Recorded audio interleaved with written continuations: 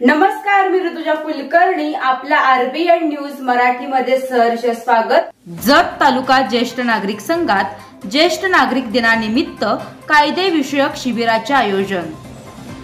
मंगळवार दिनांक 1 ऑक्टोबर 2024 रोजी सकाळी 9 वाजता जत तालुका ज्येष्ठ नागरिक संघ विद्यानगर जत येथे मासिक सभेचे आयोजन करण्यात आले. जागतिक ज्येष्ठ नागरिक दिनाचे औचित्य साधून कायदेविषयक शिबिराचे आयोजन करण्यात आले. या कार्यक्रमाचे प्रास्ताविक संघाचे अध्यक्ष माननीय श्री यशवंतराव चव्हाण साहेब यांनी केले. संघाचे अध्यक्ष माननीय श्री यशवंतराव चव्हाण साहेब यांनी प्रमुख पाहुणे माननीय श्री बुंदे साहेब न्यायाधीश यांचा शाल व पुष्पगुच्छ देऊन सत्कार केला.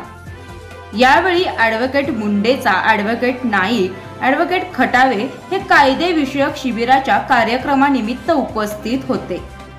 कायदेविषयक शिबिराच्या कार्यक्रमाचे प्रास्ताविक ॲडव्होकेट नाईक यांनी केले.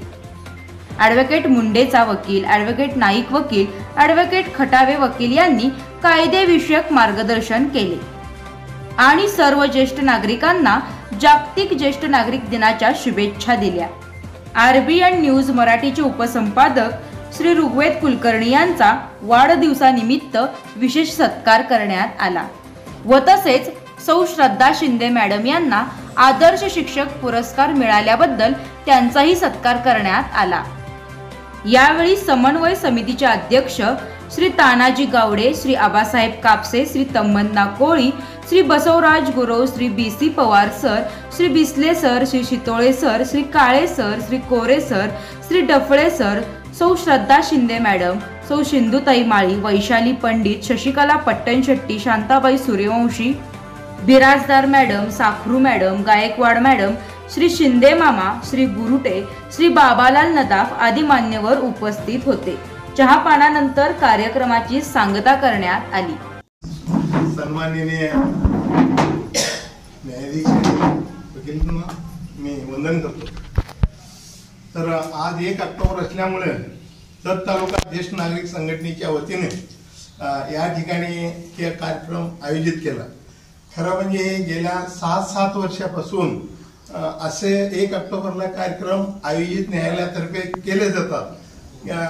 पंचायत समिती हॉल, कोर्ट हॉल, त्यावेळेला आमचं स्वतंत्र इमारत नव्हती, त्यामुळे आम्ही त्या ठिकाणी करत होतो. पण चौगुले साहेबांच्या पासून या ठिकाणी आम्हाला स्वतंत्र इमारत उपलब्ध झाल्याने आम्ही या ठिकाणी आयोजित करतो. सांगायचं, ही संघटना जत तालुका ज्येष्ठ नागरिक संघटना ही गेली 20 वर्षापासून ही कार्यरत असून ही संघटना रजिस्टर्ड आहे आणि ह्या कार्यक्रमाचे दरमहा 1 तारखेला न चुकता न बोलवता उपस्थिती असते संध्याकाळी 5 ते 7 वाजेपर्यंत. या ठिकाणी जवळजवळ जतमध्ये तसे बघायला गेलं तर 700 ते 800 सभासद असून तालुक्यामध्ये जवळजवळ 20,000 ह्या संघटनेचे सभासद आहेत. त्या संघटनेमध्ये ज्येष्ठांचे वाढदिवस साजरा करणे, ज्येष्ठ नागरिकांना काही समस्या अडचणी असतील त्या मदत करणे, आई वडील कल्याणकारी कायद्यामध्ये जर मुलं किंवा मुली किंवा आणि कोण बघत नसतील तर हेळसांड होत असेल तर त्यासाठी पण ही संघटना प्रभावीपणे काम करते. या ठिकाणी प्रवचन सारखे कार्यक्रम होतात. पोतनी सर सारखे दर अर्ध्या तासाचा आध्यात्मिक व मार्गदर्शन होतो. या ठिकाणी योगा डे घेतला जातो, योगाचं मार्गदर्शन केले जातात. महिला दिन साजरा केला जातो. स्मृती भ्रंश हा पण या ज्येष्ठांचा आम्ही या ठिकाणी साजरा केला जातो. बरेच मान्यवरांना आम्ही दरमहा या ठिकाणी बोलवलं जातं आणि आम्ही आमच्या ज्या काही समस्या असतील त्या आम्ही त्यांना सांगण्याचा प्रयत्न करतो. महसूल खाते असू दे, पोलीस खाते असू दे, पंचायत समिती असू दे, कुठलेही खाते आम्ही या ठिकाणी आल्यानंतर आमचे जे काही प्रॉब्लेम असतील त्या आम्ही त्यांना सोडवण्याची विनंती करतो. त्या ठिकाणी संघटनेचं कामकाज, योगाचा आम्ही अभ्यास दिला जातो. या ठिकाणी ज्येष्ठांना समाधान जीवन कसे जगता येईल याचे आम्ही या ठिकाणी दरमहा ह्या बैठकीमध्ये हे मनोगतमध्ये आम्ही हे लोकांना समजावून सांगतो की घरामध्ये किती लक्ष घालायचं आणि घरातून आपण बाहेर किती लक्ष घालायचं आणि आपलं जीवन स्वस्थ आणि मस्त कसं होईल, उर्वरित उत्तर आयुष्य आपलं चांगलं कसं जाईल याच्यावर लक्ष केंद्रित करण्याचा आम्ही जास्तीत जास्त आम्ही प्रयत्न करतो. ह्यामध्ये सगळे सहभाग होतात, काही कार्यक्रम होतात, काही पिकनिक सारखे कार्यक्रम होतात, सहलीसारखे होतात, तर वृक्षरोपण सारखे कार्यक्रम करतो. विविध प्रमाणे आम्ही या ठिकाणी कार्यक्रम करत असतो आणि सामाजिक विभागामध्ये देखील कुठल्याही खात्यामध्ये देखील ज्येष्ठ नागरिकांना समाविष्ट करून घेतात. ही एक आम्हाला आनंदाची गोष्ट आहे सर. या ठिकाणी आम्हाला आता परवाच न्यायालयाचे इमारत उद्घाटन झालं, त्यावेळेला देखील आम्हाला आमंत्रित केलं होतं. आम्ही त्या ठिकाणी जाऊन जेवण वगैरे करून सर्व कार्यक्रम हे करून आलो. म्हणजे सांगायचं एवढंच आहे की समाजात देखील ज्येष्ठ नागरिकांना मानाचा स्थान देखील या ठिकाणी प्राप्त आहे. या ठिकाणी कुठल्याही राजकीय संबंधित असे इथं कुठेही चर्चा होत नाहीत, कार्यक्रम होत नाहीत. राजकीय कुठल्याही पक्षाला मी बोलवत नाही आणि त्यांच्याशी आम्ही निगडीत राहत नाही. त्यामुळं आम्ही या ठिकाणी निरपेक्षपणे आम्ही काम करत असतो. आमचे पेन्शनर संघटना पण आहे, ते पण आमच्या बरोबर असतात. म्हणजे या ठिकाणी दोन्ही संघटना हे पॅरलल जात असतात. तरी देखील असे कार्यक्रम या ठिकाणी जातात.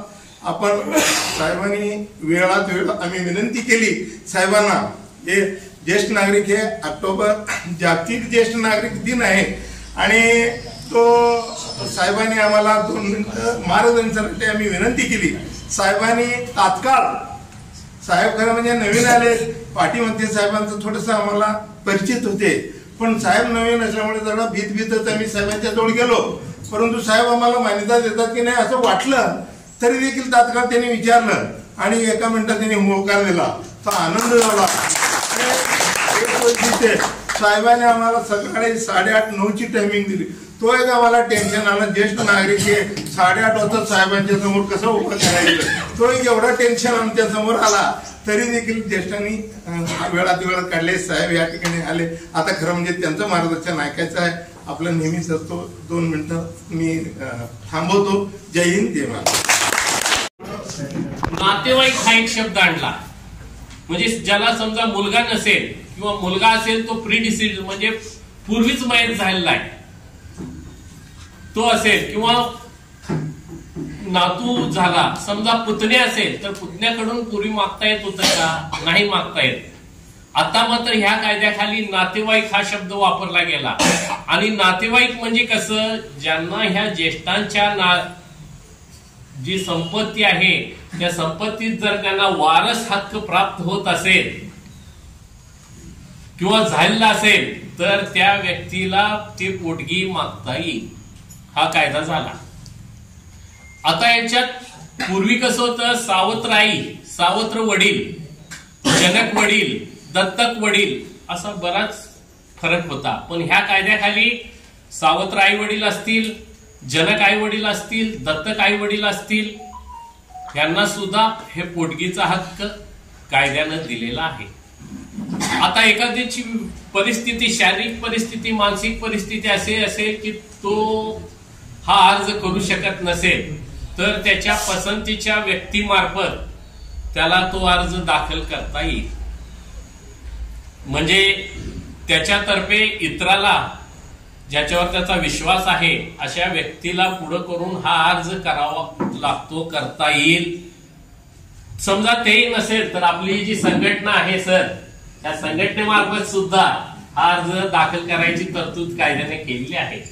म्हणजे हा कायदा झाला. तर हा अर्ज दाखल करायचा कुठं, ह्याला कुठलाही असा नमुना फॉर्मॅट दिलेला नाही.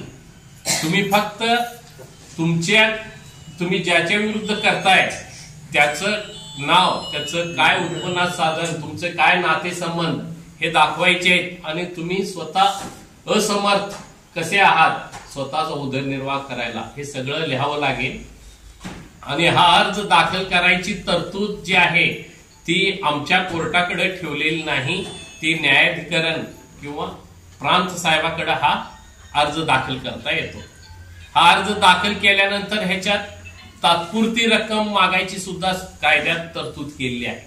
म्हणजे आता मला तातडीनं गरज आहे, या अर्जाचा निकाल व्हायला समजा 3 महिने 4 महिने लागू शकतात, तर मला तातडीनं गरज आहे आणि तुमची तातडीची गरज काय आहे त्याच्याबद्दलची कारणे दाखवली, समजा त्याच्याबद्दलची कागदपत्र दाखवली की ह्यांना असं औषधोपचाराची गरज आहे, तर ही एकतर्फा सुद्धा तातडीची रक्कम मंजूर होऊ शकते, तात्पुरती मंजूर होऊ शकते. त्यानंतर समजा एखाद्याला 2 मुलं आहेत, 2 मुले आहेत, तर एकावरच करायचं का, तर करता येईल, एका विरुद्ध सुद्धा करता येईल.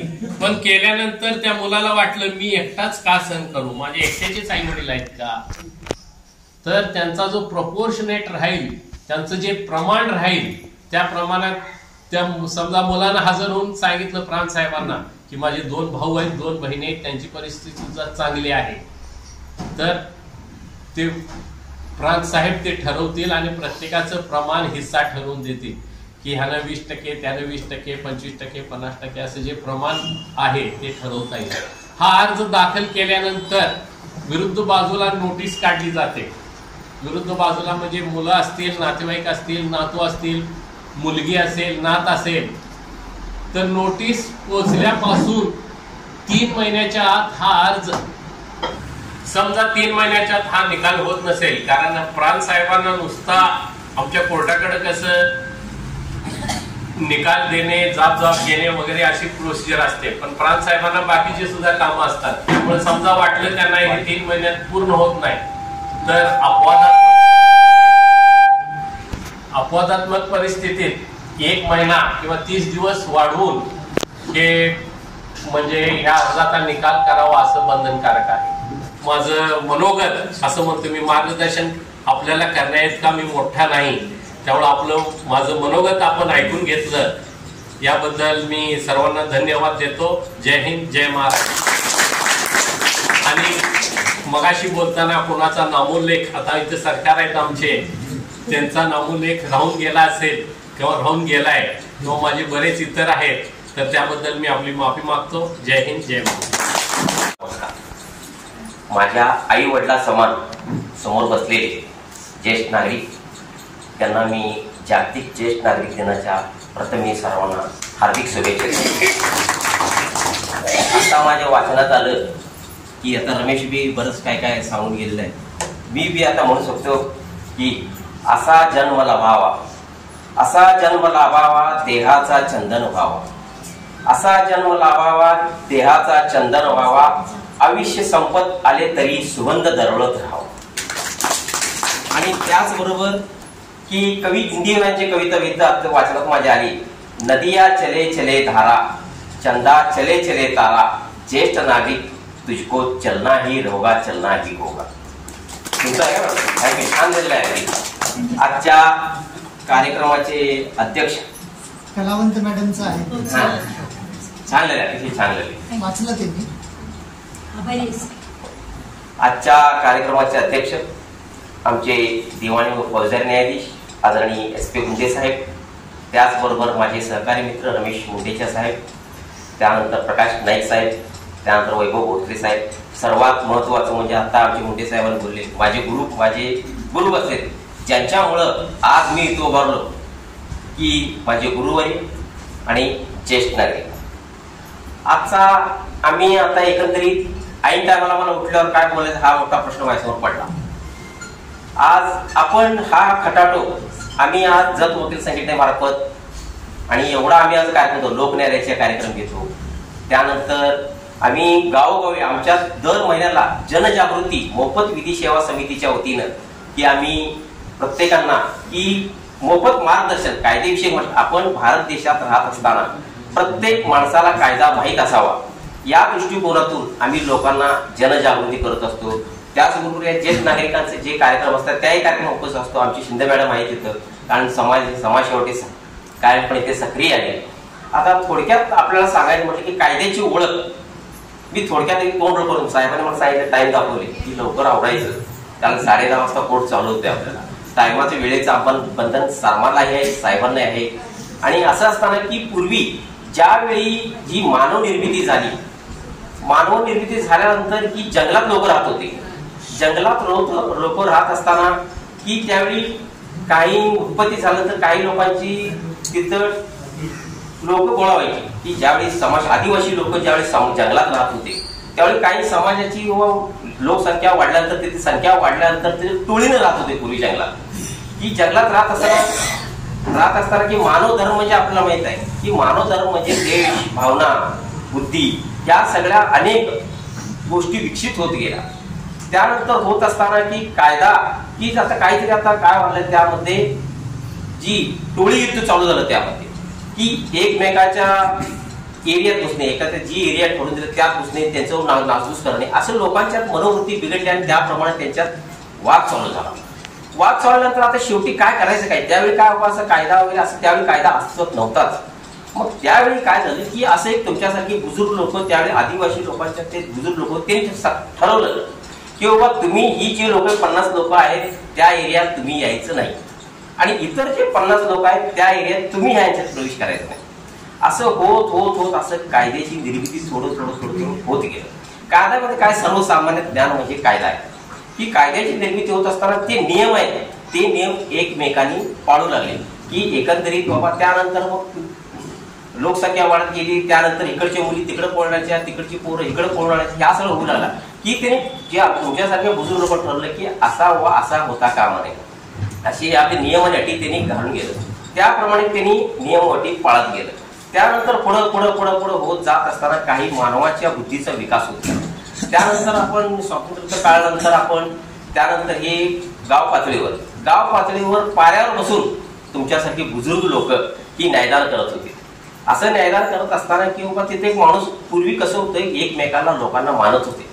मानत असताना हा संपूर्ण गावाचा न्याय करणार की संपूर्ण मानत असताना की गावात काय वाद झाला की बाबा काय चोऱ्या झाल्या की काय झालं की त्या संदर्भात संपूर्ण गावकरी लोक असं सगळे गोळा व्हायची की असा माणसाने या माणसाने गावात चोरी केलेली आहे आणि या माणसाने अशा प्रकारचा गुन्हा केलेला आहे.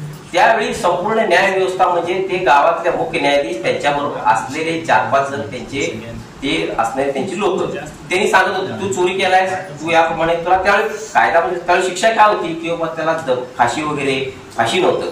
त्यानंतर जेलची अशी म्हणावशी नव्हतं. त्यानंतर त्यांनी काय करणार तुला गावातून 6 महिने गावातून बाहेर जावं लागेल नाहीतर बाबा तुझ्या बाबा ह्या गावातील लोकांनी समाजातील लोकांनी तुझ्या सुख दुःखात कोणीही यायचं नाही.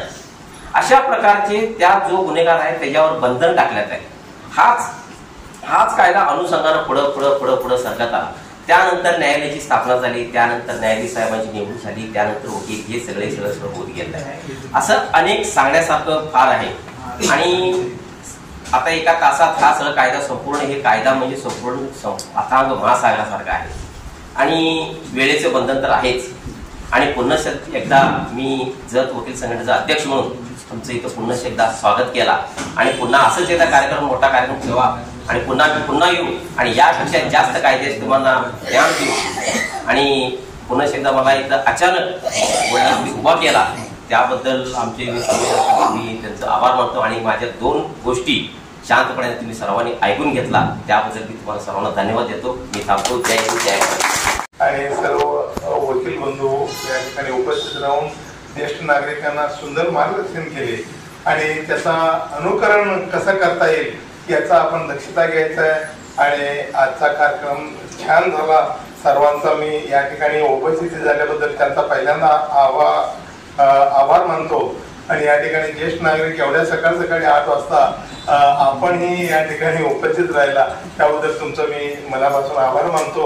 आणि कार्यक्रम संपल्याचं मी जाहीर करतो.